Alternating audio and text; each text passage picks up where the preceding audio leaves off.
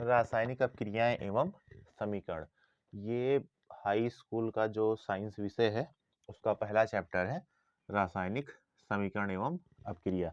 इसमें क्या होता है कि आप लोगों को ढेर सारा समीकरण दे दिया जाएगा और उसको संतुलित करने के लिए दिया जाएगा, और साथ में अपक्रिया है, 2, 4, 6 कई प्रकार की हैं, तो उसको भी लिखने के लिए आप लोगों को दिया जाता है कि आप बताइए कि कौन सी अपक्रिया है, और उसके बाद दे दिया जाएगा समीकरण उसको संतुलित करने के लिए। तो सबसे पहले तो ये देखते हैं कि अगर रासायनिक समीकरण है, रासायनिक अपक्रिया है, तो कैसे है, उसको होने के लिए क्या-क्या चीजें आवश्यक है। तो सबसे पहले तो होना चाहिए कि पहला है कि ताप में परिवर्तन। ताप में परिवर्तन, अगर कोई रासायनिक अपक्रिया हो रही है तो उसमें जो है ताप में परिवर्तन होना आवश्यक है। दूसरा, रंग में परिवर्तन। रंग में परिवर्तन। उसके बाद तीसरा है गैस का निकास अथवा उत्सर्जन। फिर उसके बाद चौथा पॉइंट है अवस्था में परिवर्तन। अवस्था में परिवर्तन, अगर कोई भी रासायनिक अपक्रिया दी गई है और उन सभी में से उस अपक्रिया में इन सभी में से जो 4 हमने दिया है, अगर ये हो रहा है तो वो समझ लीजिए रासायनिक अपक्रिया है। चलिए देखते हैं आगे थोड़ा सा। रासायनिक समीकरण।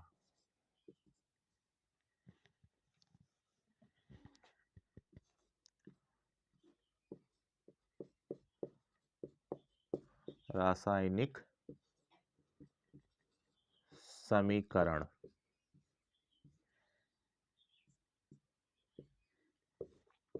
देखिए, जैसे मान लीजिए कोई एक समीकरण हो, Mg plus O2, MgO, magnesium और ऑक्सीजन आपस में क्रिया किए तो क्या बना, मैग्नीशियम ऑक्साइड। ये आपका समीकरण है, रासायनिक अपक्रिया है। अब इसमें क्या होता है, देखो ये तो रासायनिक अपक्रिया होने के लिए ये इतने 4 बिंदु हैं। उसके बाद रासायनिक समीकरण है। इसमें होता क्या है कि अगर कोई 2 पदार्थ हो रहे हैं, जैसे कहने का मतलब एक दूसरे से क्रिया कर रहे हैं अगर 2 पदार्थ, तो उसको हम क्या कहते हैं, अभिकारक कहते हैं। अभिकारक।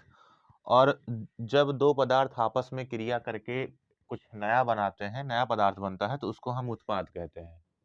ये चीज उत्पाद है ना। और एक चीज ध्यान रखिए कि लेफ्ट साइड हमेशा अभिकारक होता है और राइट साइड हमेशा क्या होता है, उत्पाद होता है। अभिकारक वे होते हैं कि जो एक दूसरे से क्रिया करके, 2 या 2 पदार्थ हो, एक दूसरे से क्रिया करते हैं, वो अभिकारक होते हैं। और उत्पाद वे होते हैं जो एक दूसरे से क्रिया करके नया पदार्थ बनाते हुए उत्पाद होते हैं। चलिए इसके बाद थोड़ा सा आगे है, उसको देखते हैं।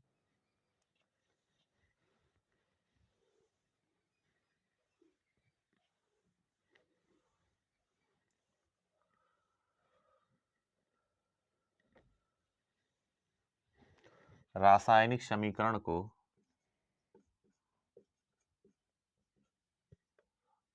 यानिक समीकरण को संतुलित करना।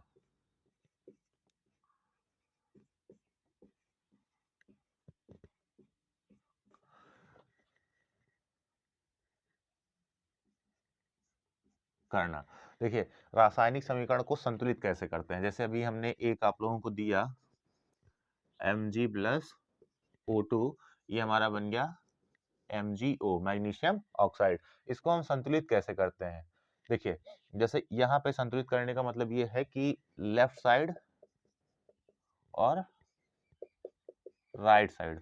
ये दोनों अगर जितना इधर हो उतना इधर भी हो, दोनों आपस में बराबर हो, है ना। चलिए देखिए, जैसे यहाँ मैग्नीशियम कितना है, एक ही है। ऑक्सीजन कितना है, दो है, क्योंकि इस दो की वजह से यहाँ पे ऑक्सीजन दो है। फिर उसके बाद यहाँ देखेंगे तो मैग्नीशियम कितना है, एक है। ऑक्सीजन कितना है, एक है ना। तो मैग्नीशियम तो चलिए ठीक है, लेकिन ऑक्सीजन यहाँ दो है, यहाँ कितना है, एक है। तो ये असंतुलित है ना। अगर आपका समीकरण संतुलित नहीं है तो वो सही नहीं माना जाता। तो इसीलिए इसको क्या करते हैं, हम संतुलित करते हैं।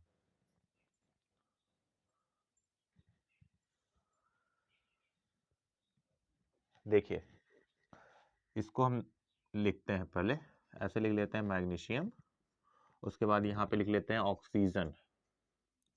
फिर ठीक उसी प्रकार से यहाँ पर भी लिख लें मैग्नीशियम, उसके बाद ऑक्सीजन।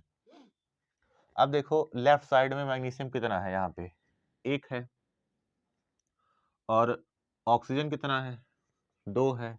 यहाँ पे राइट साइड में मैग्नीशियम कितना है, एक है। ऑक्सीजन कितना है, एक है ना। तो ऑक्सीजन यहाँ एक है, यहाँ कितना है, यहाँ एक है, यहाँ कितना है, दो है। एक चीज और देख लीजिए, अगर जैसे हाइड्रोजन, हीलियम, लिथियम, ये तीन है, अगर इस तत्व के आगे कोई नंबर लगा है, तो अगर आपसे पूछे कि हाइड्रोजन कितना है, तो हाइड्रोजन कितना है, तीन है। अगर यहाँ नीचे कुछ लगा हुआ है ना, तो पूछे कितना हाइड्रोजन है, इसको हटा करके अगर यहाँ लगा है नीचे तो पूछे कितना है, तो कहिएगा दो है। अगर आगे लगा है और पीछे नीचे भी लगा है यहाँ पे, तो इसको जब पूछेंगे हाइड्रोजन कितना है, तो तीन दूना छह, इसका इसमें गुणा हो जाता, कितना है, छह है। समझ में आया। वैसे एक चीज और देख लो आप लोग, यही चीज इसमें भी होगा। जैसे H2SO4 इस तरीके से ब्रैकेट में है, उसके बाद यहाँ पे आगे आपको दो दे दिया गया, है ना। तो इस दो का गुणा इसमें भी होगा, इसमें भी होगा, इसमें भी होगा। अगर हाइड्रोजन पूछे कितना है, तो हाइड्रोजन चार है, सल्फर इस दो की वजह से दो है, और ऑक्सीजन चार दूना आठ। इस तरीके से होता है इसमें। चलिए अब देखिए इसमें, अब ऑक्सीजन दो है, ऑक्सीजन एक है, तो इसको हम व्यवस्थित करते हैं। और एक चीज और, आप इस तरीके से ऑक्सीजन दिया गया है, तो यहाँ से आप इस दो को हटा नहीं सकते हो, नहीं तो पता लगा यहाँ से हम हटा दें तो आप ऑक्सीजन ऑक्सीजन बराबर कर लो, नहीं ऐसा नहीं होता है। ये जो है, ना तो पदार्थ में द्रव्यमान को नष्ट किया जा सकता है, ना ही उत्पन्न किया जा सकता है ना। ये द्रव्य विनाशिता का नियम होता है, ना तो द्रव्यमान का विनाश होता है और ना ही निर्माण होता है। इसे हम द्रव्य विनाशिता का नियम या फिर द्रव्यमान संरक्षण का नियम कहते हैं। केवल इसको हम क्या कर सकते हैं कि नंबर आगे लगा करके व्यवस्थित कर सकते हैं, बाकी और कुछ नहीं कर सकते हैं। चलिए, यहाँ पे ऑक्सीजन दो है, यहाँ एक है, इसमें से हम हटा नहीं पाएंगे, तो क्या करते हैं, यहाँ आगे हम लगा देते हैं दो। और जैसा अभी हमने बताया कि यहाँ अगर ब्रैकेट में है, ये चीज समझ लीजिए ब्रैकेट में ही है, लेकिन आपको दिखेगा नहीं, जब लगा नहीं रहेगा दिखेगा नहीं, लगता नहीं है, केवल आगे नंबर लगता है, ये चीज, है ना। जैसे यहाँ पे है, तो जब ये दो है, तो इस दो का गुणा इसमें भी होगा, इसमें भी होगा, इसमें भी होगा। ठीक उसी प्रकार से इस दो का गुणा इसमें भी होगा, मैग्नीशियम में भी होगा, और इसी दो का गुणा ऑक्सीजन में भी होगा। तो इस दो की वजह से मैग्नीशियम कितना हो गया, दो हो गया। फिर इस दो की वजह से ऑक्सीजन कितना हो गया, दो हो गया। चलिए, ऑक्सीजन ऑक्सीजन बराबर है। लेकिन अगर आप देखो तो यहाँ पे मैग्नीशियम दो है और यहाँ पे मैग्नीशियम एक है, तो यहाँ से तो हम कम कर नहीं सकते हैं, अगर कम करेंगे तो ये फिर से गड़बड़ा जाएगा। तो क्या करते हैं, आगे हम यहाँ लगा देते हैं दो, इस दो की वजह से ये मैग्नीशियम भी दो। तो ये आपका जो समीकरण है वो संतुलित हो गया। समझ में आया। चलिए, ये चीज तो हो गया, अभी दो चार और करते हैं हम आप, ठीक, इसको मिटाते हैं।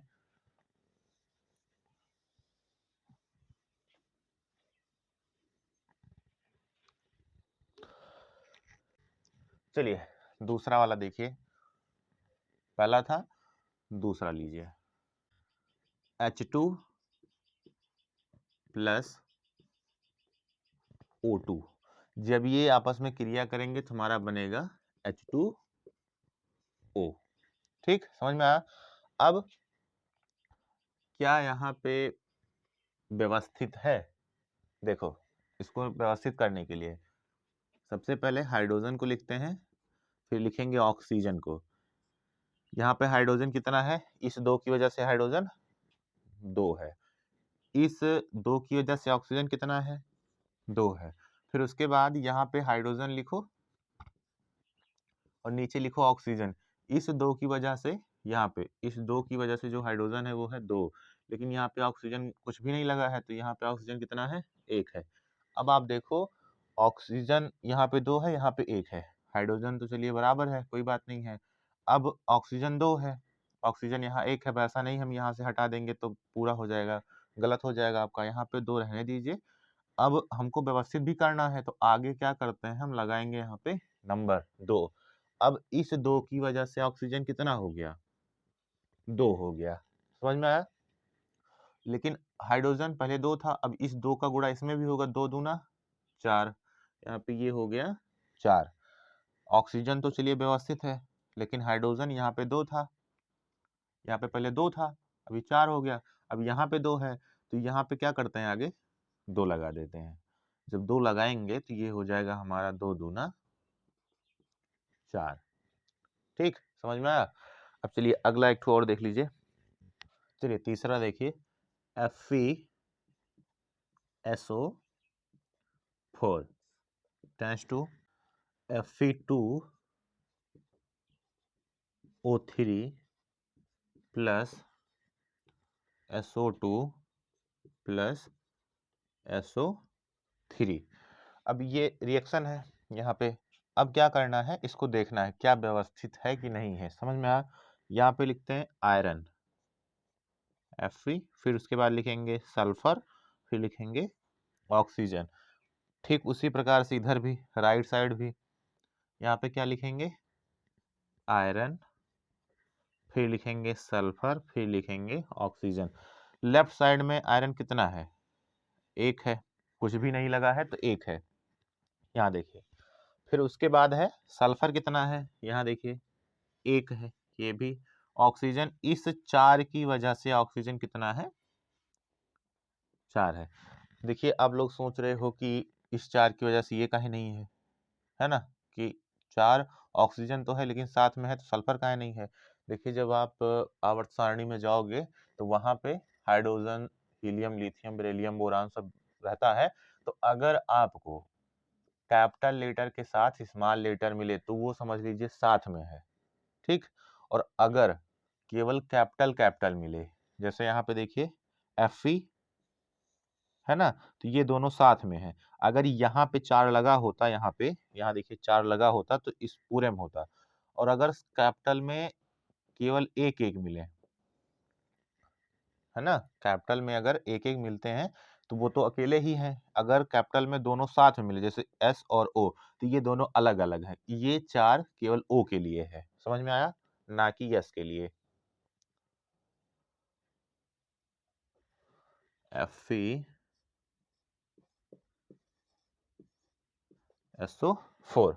है ना। अब चलिए इधर देखते हैं, आयरन कितना है? इस 2 की वजह से 2 है। ऑक्सीजन, पहले सल्फर देख लीजिए, सल्फर कितना है? 2 है। ऑक्सीजन कितना है? देखिए 3, अगर लेफ्ट साइड में चाहे राइट साइड में एक से अधिक तत्व हैं तो उसको जोड़ लेते हैं, समझ में आया। 3 ये, 2 ये, 3 ये, 3 3 6, 6 2 8 ऑक्सीजन। सल्फर 1, सल्फर 1 कितना हो गया? 2। तो जो संख्या में सबसे ज्यादा हो, संख्या में जो सबसे ज्यादा हो, सबसे पहले उसी को आप व्यवस्थित करिए। जैसे ऑक्सीजन है, यहाँ 4 है, यहाँ 8 है, तो इसमें हम किससे गुणा कर दें? 8 हो जाएगा। जाहिर सी बात है, 2 से गुणा करेंगे तो 4 दूना हो जाएगा 8। तो यहाँ पे तो हम कर नहीं सकते हैं, सीधा लगाएंगे आगे, तो 4 दूना 8, ये हो गया। लेकिन आयरन जो एक था, यहाँ पे जो आयरन एक था, अभी कितना है? इस 2 की वजह से 2 हो गया,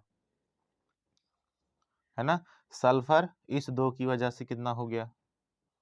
2 हो गया। अब देखिए पूरा व्यवस्थित हो गया, पूरा ये भी, ये भी, ये पूरा का पूरा सब व्यवस्थित हो गया।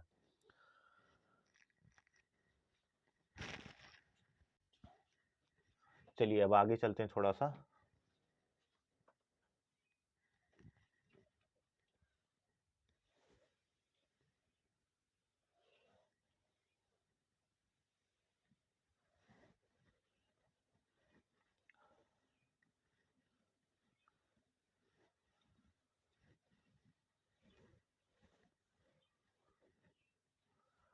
लिखते हैं रासायनिक समीकरण को, रासायनिक समीकरण को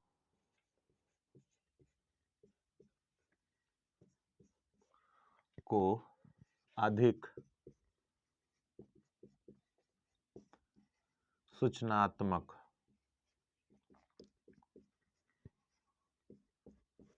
बनाना।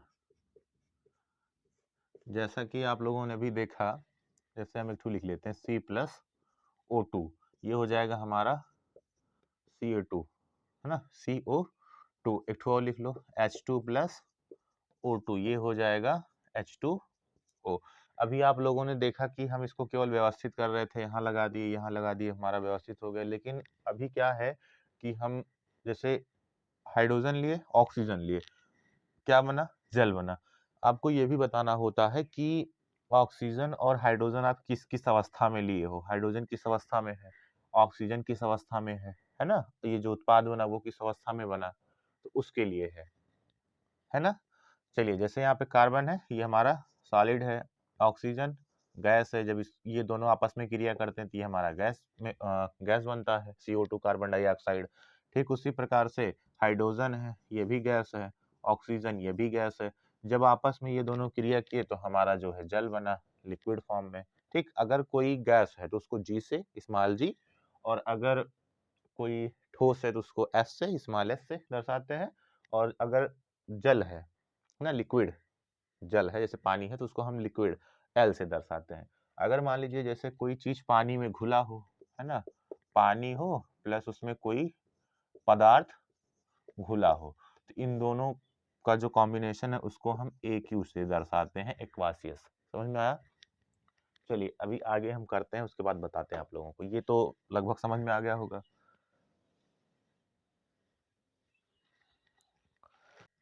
चलिए पहला देखते हैं, Mg plus H2SO4 tends to MgSO4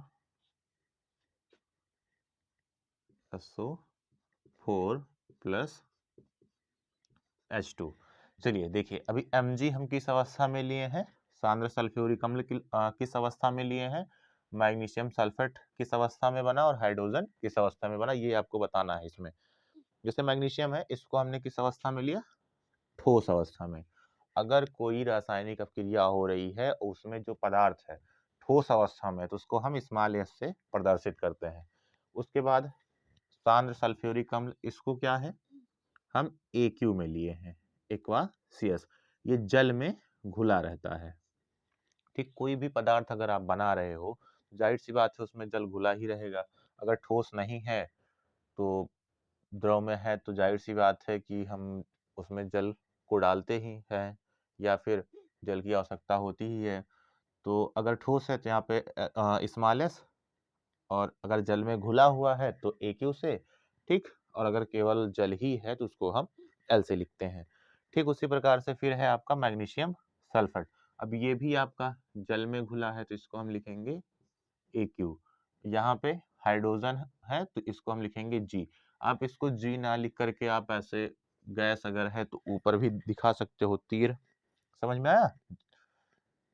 अगर उत्पाद बन रहा है तो आप G ना लिख करके आप तीर भी ऊपर की तरफ दर्शा सकते हो। चलिए दूसरा देखते हैं,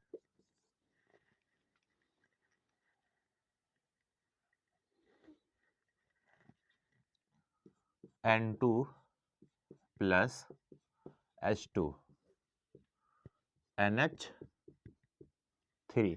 देखिए ये मैग्नीशियम है, ये सांद्र सल्फ्यूरिक अम्ल, यहाँ पे लिख देते हैं सांद्र सल्फ्यूरिक अम्ल। ये मैग्नीशियम सल्फेट है, मैग्नीशियम सल्फेट, ये बाकी हाइड्रोजन है ना। तो नाइट्रोजन हाइड्रोजन मिलकर के क्या बनाए, अमोनिया, अब ये किस अवस्था में है, गैस अवस्था में है। ये किस अवस्था में है? ये भी गैस अवस्था में है। अगर आप लोगों को थोड़ा सा डाउट हो कि जैसे तीर को हम जब उत्पाद बना तो दर्शाते हैं, तो हम जैसे गैस, जब हम मैग्नीशियम को, या फिर जैसे मैग्नीशियम नहीं, यहाँ पे नाइट्रोजन को, हाइड्रोजन को गैस अवस्था में ले रहे हैं, तब हम कहें तीर नहीं दर्शाते हैं, है ना? तो इसको हम उत्पाद की तरफ दिखाते हैं तीर को। समझ में आया? अब चलिए देखिए, ये तो हो गया अमोनिया, ये भी हमारा किस में है? गैस अवस्था में ही है। समझ में आया? एक चीज और देखिए कि अगर यहाँ पे हम इसको दिखा देते हैं, तीर गैस अवस्था में, कहने का मतलब वो निकल रहा है। अगर ताप हो, दाब हो, या फिर उत्प्रेरक हो, है ना, तो उसको कहाँ दर्शाते हैं? तीर के ऊपर। जैसे ये जो है नाइट्रोजन और हाइड्रोजन 200 एटीएम दाब पर Fe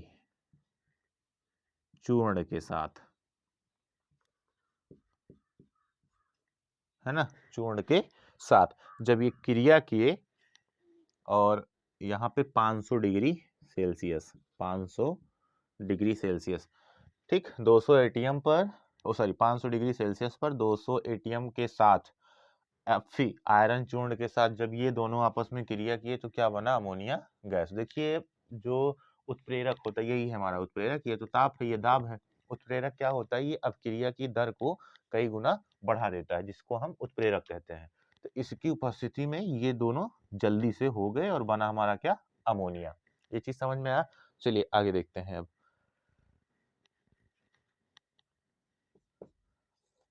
तीसरा है कैल्शियम कार्बोनेट।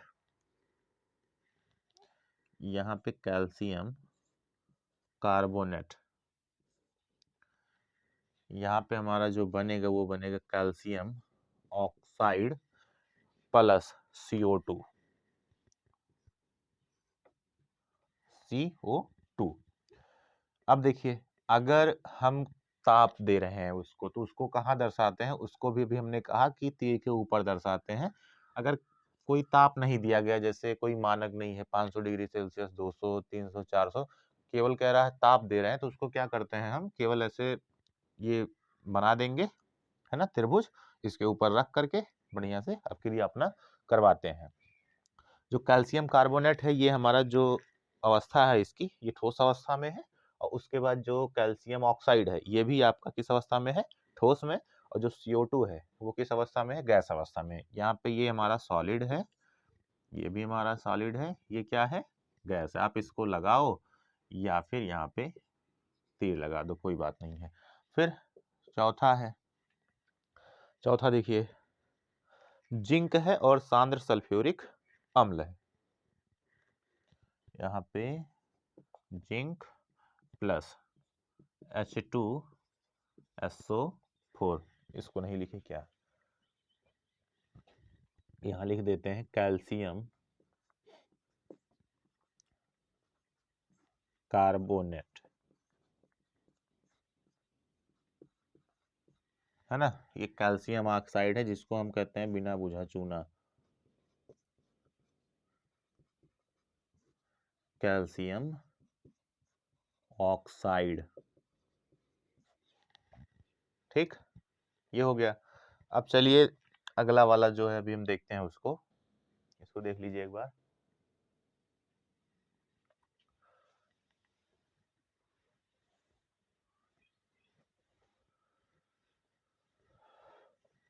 जो चौथा वाला है वो हमारा देखिए क्या है?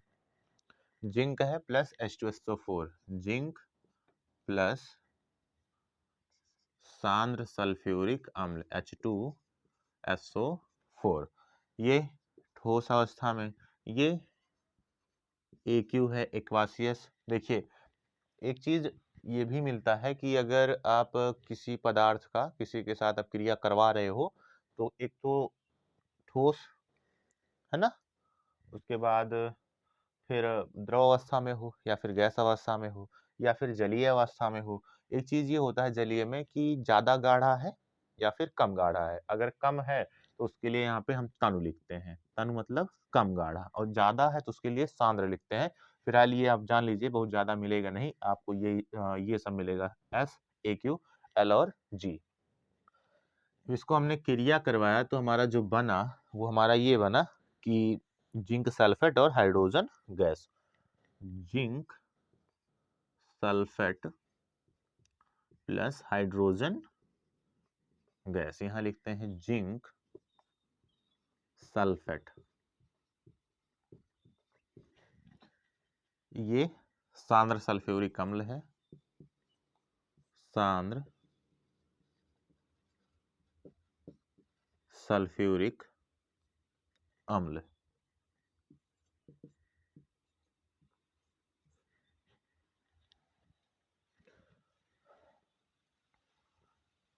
सल्फ्यूरिक अम्ल है ना, ये हमारा सल्फ्यूरिक अम्ल है। चलिए अब आगे देखते हैं। C प्लस O2 टैच टू CO2। अगर मान लीजिए कोई पदार्थ अपक्रिया कर रहे हैं और उस अपक्रिया के जब अपक्रिया करते रहें तो उसमें से ऊष्मा निकलती है, तो उस ऊष्मा को हम कहाँ दर्शाते हैं? उत्पाद की तरफ प्लस चिन्ह लगा करके यहाँ लिखेंगे 94 किलो कैलोरी। ठीक, समझ में आया? या फिर यहाँ पे अभिकारक की तरफ माइनस चिन्ह के साथ दर्शा देते हैं। फिर उसके बाद इसी में एक ठो और है, देख लीजिए। C प्लस एस, ये जब बनेगा हमारा तो CS2 बनेगा, है ना, CS2। देखिए अगर ऊष्मा निकल रही है ना, तो हम प्लस चिन्ह के साथ दर्शाते हैं। अगर ऊष्मा अवशोषित हो रही है तो उसको हम माइनस चिन्ह के साथ दर्शाते हैं, -22 किलो कैलोरी। कैलोरी, है ना, समझ में आया? ये कार्बन है, ऑक्सीजन है, कार्बन है, सल्फर है, कार्बन डाइऑक्साइड है, ये कार्बन डाइसल्फाइड है। यहाँ पे लिख देते हैं कार्बन डाई सल्फाइड। ठीक, समझ में आया? ये चीज तो हो गया, है ना। हम रासायनिक समीकरण को संतुलित करना भी सीख लिए। चलिए यहाँ पे एक चीज तो देखे नहीं हम, आप पीछे वाले में, कि वो व्यवस्थित था कि नहीं था। चलिए इसमें देख लीजिए, उसको आप सब देख कर लीजिएगा। जैसे सल्फर 2 है तो यहाँ पे हम लगाएंगे आगे 2, बाकी सब ये तो व्यवस्थित ही है ना। अब आगे चलते हैं, देखते हैं एक ठो और है 6 number, H2 plus I2 reverse reaction. इस तीर को हम रिवर्स रिएक्शन कहते हैं। यहाँ पे 2HI हाइड्रोजन आयोडाइड, ये किस अवस्था में है? गैस अवस्था में। ये गैस, ये गैस, ये यहाँ पे सॉलिड, ये सॉलिड। सल्फर जो है ये सॉलिड है, सल्फर भी हमारा, है ना। Oxygen gas, CO2 gas, sulphur dioxide, sulphur नहीं है, कार्बन डाइसल्फाइड है। ये किस अवस्था में है? लिक्विड अवस्था में है। यहाँ पे लिखते हैं L, है ना। यहाँ पे हम तीर इसको दिखा दें, लिखिए, वो भी सही है, तीर भी सही है ना। एक चीज ये कि अगर जैसे मान लीजिए इसको हमने अपक्रिया करवाया तो हमारा HI बना, इसको जब हम पुनः करवाएंगे, रिवर्स करेंगे, तो हमारा हाइड्रोजन और आयोडीन ये सारे अलग हो जाएंगे। समझ में आया? अब चलते हैं आगे, है ना, अपक्रिया की तरफ, कि कौन कौन से अपक्रिया कितने कितने प्रकार की होती हैं।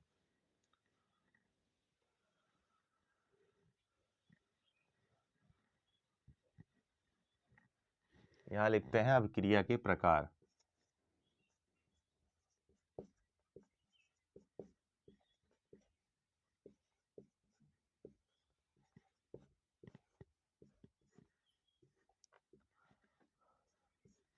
और जो पहली अपक्रिया है वो है संयोजन अपक्रिया। ये इंपॉर्टेंट है, ये पूछता है, संयोजन अपक्रिया।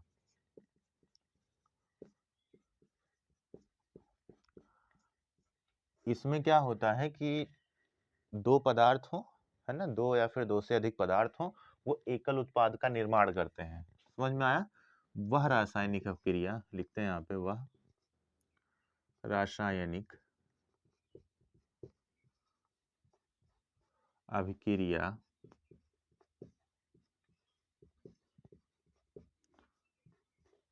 जिसमें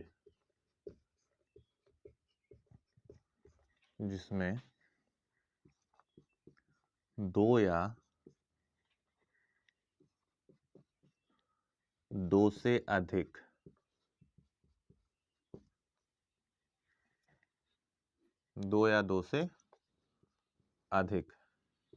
पदार्थ आपस में क्रिया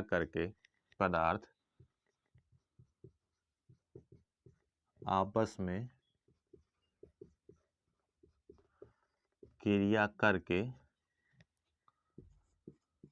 एकल उत्पाद का निर्माण करते हैं, संयोजन अभिक्रिया कहलाती है। संयोजन अभिक्रिया कहलाती है।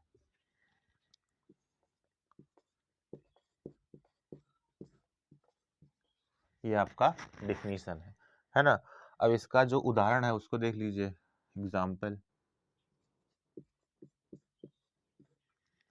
हमने कहा कि इसमें वह रासायनिक अभिक्रिया जिसमें दो या दो से अधिक पदार्थ मिले और केवल एक उत्पाद का निर्माण हो, है ना। सबसे पहले तो हमारा जल ही है, हाइड्रोजन प्लस ऑक्सीजन टैच टू H2O, ये आपका संयोजन अभिक्रिया का उदाहरण है। हाइड्रोजन किस अवस्था में है? Gas. Oxygen gas. H2O liquid, है ना। इसको व्यवस्थित करते हैं हम, यहाँ पे लिखते हैं हाइड्रोजन और फिर लिखेंगे ऑक्सीजन। हाइड्रोजन का कितना है? इस दो की वजह से यहाँ पे दो है। ऑक्सीजन इस दो की वजह से यहाँ कितना है? दो है। ठीक उसी प्रकार से यहाँ पर भी हाइड्रोजन और ऑक्सीजन। हाइड्रोजन इस दो की वजह से कितना है? दो है। ऑक्सीजन के पास कुछ भी नहीं है तो यहाँ पे ऑक्सीजन कितना है? एक है। ऑक्सीजन एक है, उधर एक है, इधर दो है। तो सबसे पहले जो ज्यादा हो उसी को हम व्यवस्थित करते हैं, अभी हमने कहा पीछे। तो यहाँ पे ऑक्सीजन को देखो दो है, तो यहाँ पर भी एक है, यहाँ पर एक है, तो यहाँ पे हम लगा नहीं सकते हैं। तो क्या करते हैं, आगे की तरफ हम लगाते हैं दो। इस दो की वजह से ऑक्सीजन कितना हो गया? दो, और हाइड्रोजन चार, है ना। दो दूना चार। अब यहाँ पे दो है, हमको चार बनाना है। अगर यहाँ से हम हटा देंगे तो हमारा ये गलत हो जाएगा, तो आगे लगाते हैं यहाँ पे दो, और दो दूना चार, व्यवस्थित हो गया पूरा आपका। यहाँ पे हम जीरो लगा दिए जी, यहाँ रहेगा दो। समझ में आया? चलिए अभी एक ठो और है एग्जाम्पल और देख लीजिए संयोजन अभिक्रिया का। C+O2 ये बनेगा CO2। इसको इधर तीर लगा दो, यहाँ लगाएंगे G, यहाँ लगाएंगे यस। क्या व्यवस्थित है? बिल्कुल व्यवस्थित है। कार्बन एक है, कार्बन एक है, यहाँ लिख लो कार्बन एक है। ऑक्सीजन दो है, यहाँ पे कार्बन एक है, ऑक्सीजन दो है। पूरा का पूरा व्यवस्थित है। समझ में आया? ये हो गया दूसरा। अब तीसरा देख लो, इसको पहले लिख लो थोड़ा सा।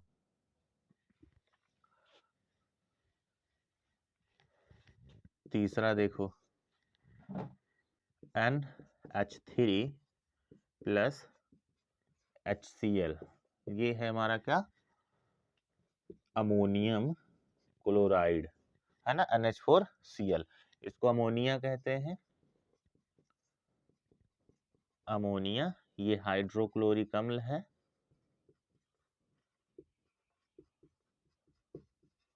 अम्ल सकते हैं। ये है अमोनियम क्लोराइड, अमोनियम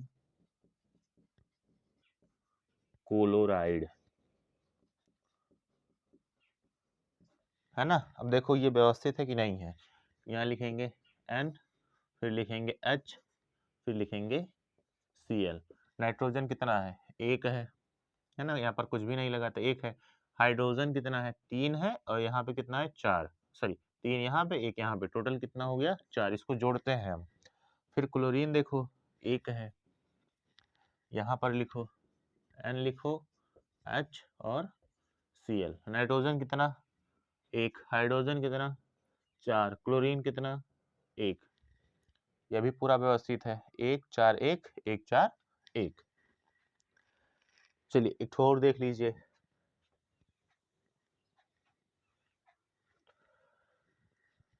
चौथा नंबर